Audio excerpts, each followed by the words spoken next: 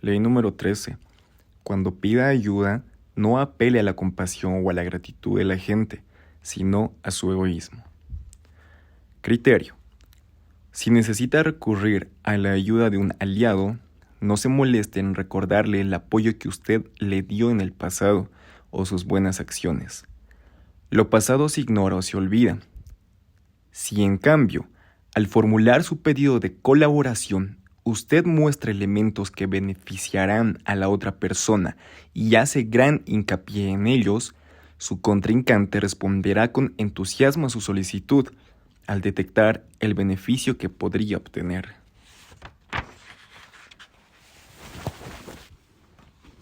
Transgresión de la ley. A principios del siglo XIV, el joven Castruccio Castracani, que era un simple soldado raso, llegó a ser el príncipe de la gran ciudad de Lucca, en Italia. Una de las familias más poderosas de la ciudad, los Poggio, habían contribuido a su meteórico ascenso obtenido mediante traiciones y hechos sangrientos. Pero una vez que Castracani estuvo en el poder, los Poggio sintieron que su protegido los había olvidado. La ambición del joven era más grande que la gratitud que pudiera sentir.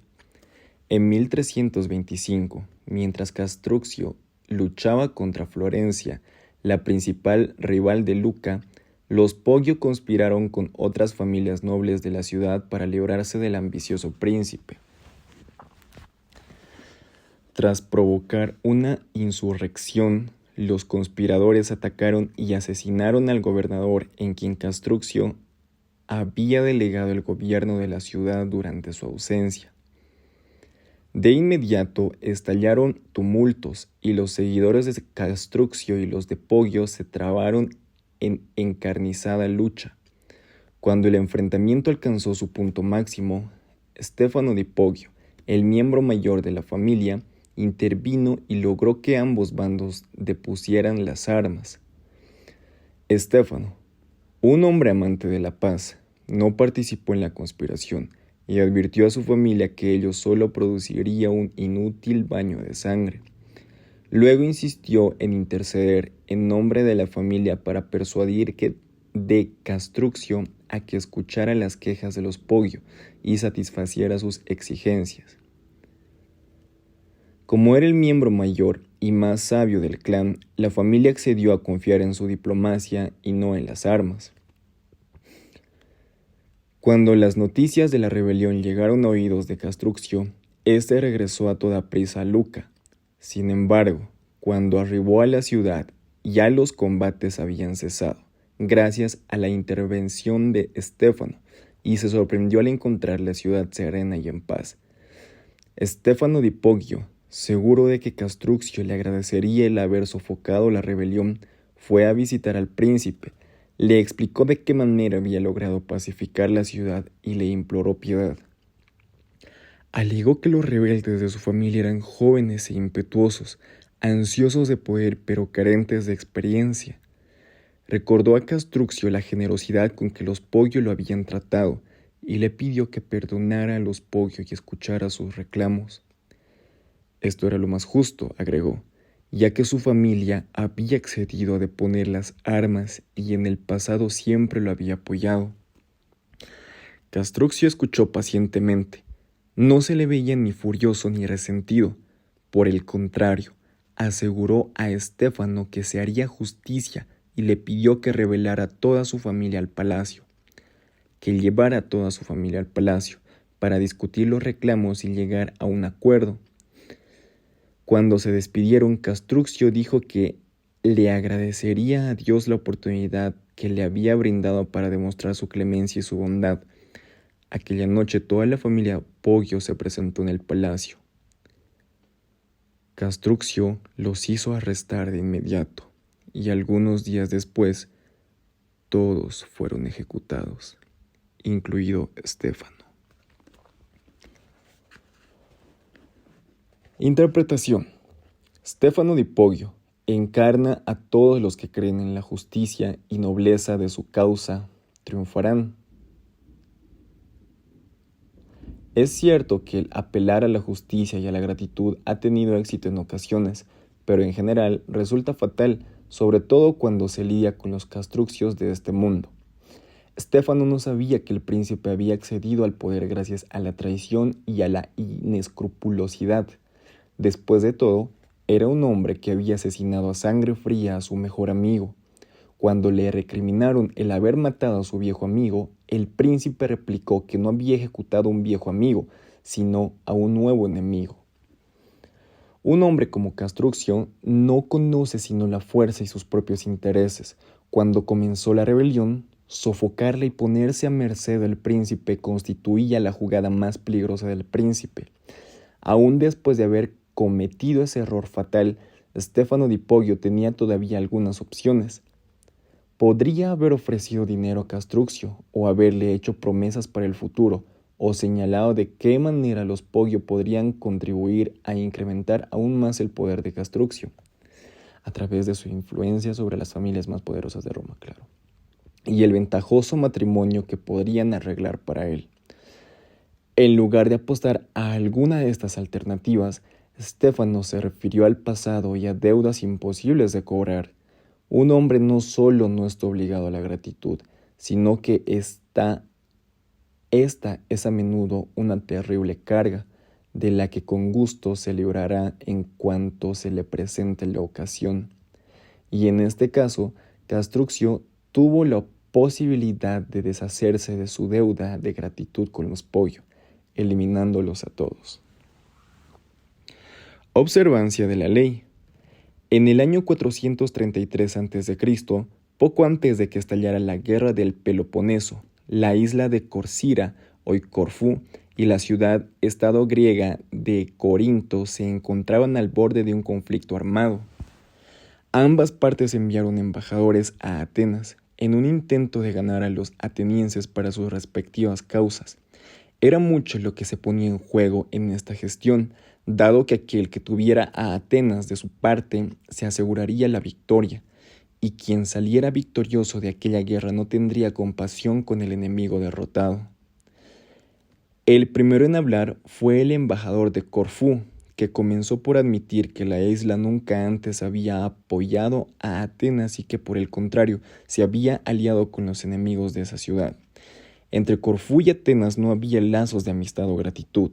El enviado dijo que de hecho Corfú solicitaba la ayuda a Atenas solo porque le preocupaba su seguridad.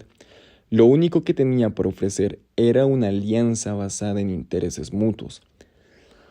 Corfú poseía una flota que solo era superada en magnitud y fuerza por la propia flota ateniense.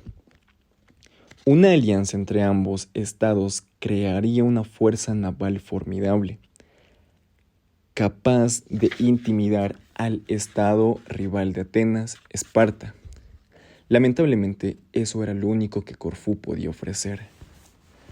El representante de Corinto pronunció un brillante y apasionado discurso que contrastaba marcadamente con la presentación parca y descolorida del representante de Corfú. Hizo referencia a todo lo que Corinto había hecho por Atenas en el pasado. Se preguntó qué dirían los demás aliados de Atenas si la ciudad llegaba a un acuerdo con quienes antes habían sido sus enemigos. En lugar de aliarse con sus amigos del presente, que habían servido con lealtad a los intereses de la ciudad, quizás aquellos aliados rompieran sus acuerdos con los atenienses si veían que éstos no concedían valor alguno a la lealtad. Hizo referencia a la ley helénica y a la necesidad de devolver a Corinto todos los favores que ésta había hecho a Atenas. Cerró su discurso enumerando la cantidad de servicios que Corinto había prestado a Atenas y enfatizando la importancia de demostrar gratitud a los amigos. Después de este discurso, los atenienses se reunieron a deliberar. En una segunda ronda, una abrumadora mayoría votó por la alianza con Corfú, dejando de lado a Corinto. Interpretación. La historia recuerda la nobleza de los atenienses, pero en realidad eran fundamentalmente los realistas de la antigua Grecia. Para ellos, toda la retórica y todos los argumentos emocionales del mundo no podían competir con un sólido argumento pragmático, sobre todo si prometía incrementar su poder. Lo que el embajador de Corinto no comprendió fue que al hacer referencia a la pasada generosidad de Corinto para con Atenas, no lograría sino irritar a los atenienses, dado que de manera sutil e indirecta les estaba exigiendo sentirse culpables y obligados a la retribución de los favores recibidos. Nada importaba menos a los atenienses que los favores del pasado y los sentimientos de amistad. Además, sabían que aunque los otros aliados de Atenas los consideraran ingratos por abandonar a Corinto a su suerte, difícilmente romperían sus lazos con Atenas, que en aquel momento era la ciudad más poderosa de Grecia. Los atenienses manejaban su imperio a través de la fuerza y cualquier aliado que se rebelara era obligado a someterse. Cuando hay que elegir entre un discurso sobre el pasado y un discurso sobre el futuro, la persona pragmática siempre optará por el futuro y olvidará el pasado, tal como lo comprendió el embajador de Corfú. A una persona pragmática siempre hay que hablarle de modo pragmático.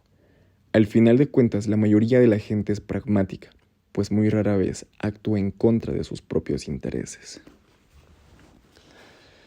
Claves para alcanzar el poder. Si usted busca el poder, constantemente se verá en situaciones que le exigirán pedir ayuda a individuos más poderosos. Pedir ayuda es un arte que depende de la habilidad que usted posea para comprender a la persona con la que está tratando y confundir sus propias necesidades con las de otro. A la mayoría de las personas esto les resulta muy difícil, porque se hallan por entero absorbidas por sus propios objetivos y deseos. Parten de la suposición de que la gente a la que le piden un favor tiene un interés altruista en ayudarlos. Hablan como si sus necesidades tuvieran importancia para los demás, mientras que lo más probable es que les resulten indiferentes. Además apelan a temas más generales como las grandes causas o emociones como el amor y la gratitud. Se afanan por presentar un panorama lo más amplio posible, cuando las realidades simples y cotidianas tendrían mucha más fuerza. Lo que en realidad no se comprende es que hasta la persona más poderosa está encerrada en el círculo de sus propias necesidades. De modo que si no se apela a sus egocéntricos intereses personales, la otra parte solo considerará que usted está desesperado, o en el mejor de los casos, que le está haciendo perder el tiempo. En el siglo XVI, unos misioneros portugueses intentaron durante años convertir al pueblo de Japón al catolicismo. En la misma época en que Portugal monopolizaba el comercio entre Japón y Europa. Si bien los misioneros alcanzaron un moderado éxito en su gestión, nunca llegaron hasta la élite que gobernaba el país. De hecho, a comienzos del siglo, su acción proselitista había provocado el completo rechazo del emperador japonés Ieyasu. Cuando los holandeses comenzaron a llegar en masa a Japón, Ieyasu sintió un profundo alivio. Necesitaba de los europeos por sus conocimientos relativos al uso de las armas de fuego y a la navegación, y por fortuna los holandeses no intentaban difundir su religión, solo querían hacer negocios. De inmediato, Ieyasu tomó medidas para expulsar a los portugueses. A partir de ese momento trataría solo con los holandeses, de mentalidad práctica. Japón y Holanda tenían culturas en extremo diferentes, pero ambos compartían una preocupación universal, el interés propio. Cada persona con la que usted trate en su vida es como si fuese otra cultura, un país desconocido, con un pasado que no tiene nada que ver con el de usted. Sin embargo, estas diferencias se pueden superar apelando al propio interés. No sea sutil ni indirecto. Usted tiene un conocimiento valioso que compartir, o llenará de oro los cofres del otro, o le prolongará la vida, o lo hará más feliz. Ese es el idioma que todos hablamos y comprendemos. El paso siguiente de este proceso consiste en comprender la psicología de la otra persona. ¿Es vanidosa? ¿Le preocupa su reputación o su posición social? ¿Tiene enemigos que usted puede contribuir a derrotar? ¿Sus únicas motivaciones son el dinero y el poder? Cuando los mongoles invadieron China, en el siglo amenazaron con anular una cultura que había prosperado durante 2000 años. Su líder, Gengis Khan solo veía en China un país que carecía de ricas pasturas para sus caballos, de modo que decidió destruir todas las ciudades, porque será mejor exterminar a los chinos y dejar que crezca el pasto. Quien salvó a China de la destrucción total no fue ni un soldado, ni un general, ni un rey, sino un hombre llamado Yelu Chucai. Como él mismo era un extranjero, Chucai había aprendido a valorar la superioridad de la cultura china. Logró convertirse en un confiable asesor de Gengis Khan y lo persuadió de que podría obtener riquezas de aquel lugar si en lugar de destruirlo, simplemente cobraba impuestos a todos los habitantes. Khan comprendió la practicidad de la propuesta y siguió el consejo de Chucai. Cuando Khan tomó la ciudad de Kaifeng al cabo de un largo sitio y decidió masacrar a todos sus habitantes como lo había hecho en otras ciudades que habían intentado resistirse, Chucai le dijo que los mejores artesanos e ingenieros de China se habían refugiado en Kaifeng y que le valdría más aprovechar sus habilidades. Khan perdonó la ciudad y sus habitantes. Nunca antes había demostrado a Gengis Khan tanta piedad, pero no fue piedad lo que le salvó. Chucai conocía muy bien a Khan, era un campesino bárbaro, a quien no le importaba la cultura, ni ninguna otra cosa que no fuese la guerra y los resultados prácticos. Chucai decidió apelar a la única emoción que podría conmover a un hombre como aquel, la codicia. El interés propio es la palanca mágica que mueve a la gente.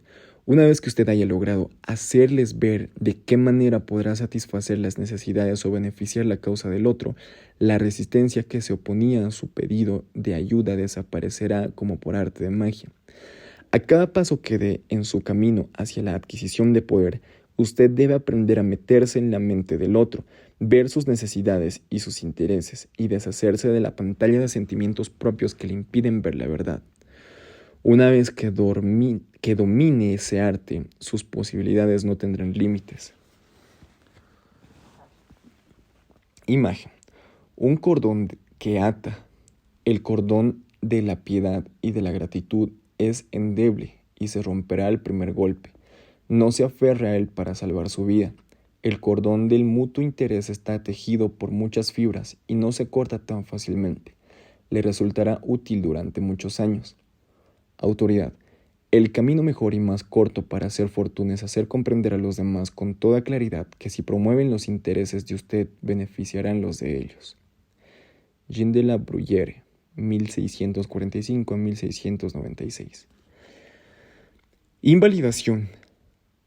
Quizás algunas personas consideren desagradable y poco noble que alguien apele a sus intereses propios y prefieran que les brindara la posibilidad de ejercer la caridad, la piedad y la justicia, que es lo que las hace sentirse superiores a usted.